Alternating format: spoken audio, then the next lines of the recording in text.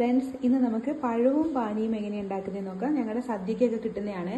നിങ്ങളുടെ നാട്ടിലോട്ടൊക്കെ കിട്ടുമെന്ന് അറിയില്ല. ഞങ്ങളുടെ നാട്ടിൽ ഭക്ഷണം സദ്യ കഴിച്ചു കഴിഞ്ഞാൽ പിന്നെ ഞങ്ങൾക്ക് എൻ്റെ പാട്ടിൽ ഐസ്ക്രീമിന് പകരം ഞങ്ങളിവിടെ പഴവും പാനിയുമാണ് ഉണ്ടാക്കുന്നത്. അതിൻ്റെ ഈ മൈസൂർ പൂവനാണ് നമ്മൾ ഉപയോഗിക്കുന്നത്. നല്ല പുളിയും മധുരവും കൂടെയുള്ള മൈസൂർ പഴമാണിത്. അതിന് വേണ്ടത് ഏലക്കയും ജീരകവും ഈ ശർക്കരയും ഇത്ര മാത്രം മതി. 3 ഇൻഗ്രീഡിയൻറ്റ് മതി നമുക്ക് പഴവും പാനിയും ഉണ്ടാക്കാൻ. നമുക്ക് ആവശ്യത്തിനുള്ള ശർക്കര എടുത്തിട്ട് വെള്ളം ഒഴിച്ച് ഇതുപോലെ തിളച്ച് വരണം. അത് കഴിഞ്ഞിട്ട് നമ്മളിങ്ങനെ ഇളക്കി കൊടുക്കണം. സ്പൂൺ കൊണ്ട് ഇളക്കി കൊടുക്കുമ്പോൾ ഇതിൻ്റെ ഈ വാട്ടറി പോലെ അല്ലാണ്ട് ജസ്റ്റ് ഒന്ന് ഇതിൻ്റെ ഇത് കണ്ടോ കൊഴുപ്പൊന്ന് വരണം. ഇതിൻ്റെ വാട്ടറി ലെവൽ പോയിട്ട് കുറച്ച് കൊഴുപ്പ് വേണം. ഇത് കുറച്ചും കൂടി ആവാനുണ്ട്.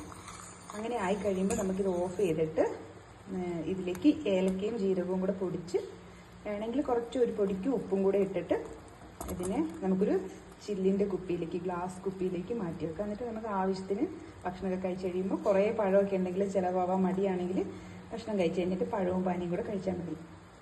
നമ്മുടെ ശർക്കര ഏകദേശം ആയിട്ടുണ്ട്. ഇനി നമുക്കിത് തണുത്ത് കഴിയുമ്പോൾ ഒരു കുപ്പിയിലേക്ക് മാറ്റിയിട്ട് നമ്മളെന്ത് ചെയ്യണം, ശർക്കരയിലേക്ക് നമ്മൾ അടിച്ചു വെച്ചേക്കുന്ന ജീരകവും ഏലക്കയും കുറച്ച് ഉപ്പും കൂടെ ചേർത്തിട്ട് ഇളക്കി എടുത്തു വെച്ചാൽ മാത്രം മതി. അപ്പോൾ നമ്മുടെ ശർക്കര പാനി റെഡി ആയിട്ടുണ്ട്. നമുക്ക് വേറൊരു പാത്രത്തിലേക്ക് മാറ്റാം.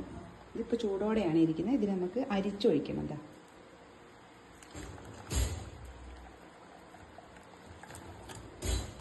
കാരണം ശർക്കരയിൽ ചിലപ്പോൾ അഴുക്കൊക്കെ ഉണ്ടാവും. അപ്പോൾ നമ്മൾ എന്തായാലും അരിച്ചിട്ട് മാത്രമേ നമുക്ക് ഉപയോഗിക്കാൻ പാടുള്ളൂ.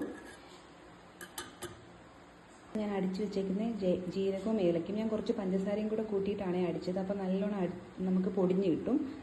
അങ്ങനെയാണ് ഞാനിവിടെ ജീരകവും ഏലക്കയൊക്കെ പൊടിക്കാറ്. ഇപ്പോൾ പായസമൊക്കെ ഉണ്ടാക്കുകയാണെങ്കിലും കുറച്ച് പഞ്ചസാരയിലേക്ക് ജീരകവും ഏലക്കയും കൂടി ഇട്ടാൽ നമുക്ക് പെട്ടെന്ന് പൊടിഞ്ഞ് കിട്ടും. ഇനി ഇത് നമുക്ക് ഈ ശർക്കര പാനിയിലേക്ക് ഇട്ട് കൊടുക്കാം. ഇത് നന്നായി ഇളക്കാം. ജീരകത്തിൻ്റെയും ഏലക്കായുടെയൊക്കെ നല്ല സ്മെല്ല് വരുന്നുണ്ട്. നല്ല ടേസ്റ്റാണ് ഇതിന്. ഒരു തുള്ളി ഉപ്പും കൂടി ഇട്ട് കൊടുത്തിട്ടുണ്ടെങ്കിൽ ആ മധുരവും ഒന്ന് തെളിഞ്ഞ് നിൽക്കും. നല്ല ടേസ്റ്റാണ്. നിങ്ങളെല്ലാവരും ട്രൈ ചെയ്യണം കേട്ടോ. ഇതാ ഈ പഴം വെച്ചിട്ടാണ് നമ്മൾ കഴിക്കാറ്. ഏത് പഴം വേണമെങ്കിലും കഴിക്കാം കേട്ടോ. റോബസ്റ്റ പഴമുള്ളൂ ഈ പഴത്തിനോട് കഴിക്കുന്നത്. ഇതിനൊരു പുളിയും കൂടിയുണ്ട്. പുളിയും മധുരവും കൂടെ കൂടിയതാണ് മൈസൂർ പൂവ്. അപ്പം നമുക്ക് പുളിയും മധുരവും ഈ പാനിയുടെ മധുരവും കൂടെ ആകുമ്പോൾ നല്ലൊരു രുചിയാണ്. ഇനി ഇത് തണുത്ത് കഴിഞ്ഞിട്ട് ഒരു കുപ്പിയിലോട്ട് മാറ്റി വെക്കാം. ഇങ്ങനെയാണ് ശർക്കര പാനി ഞങ്ങൾ ഉണ്ടാക്കുന്നത്.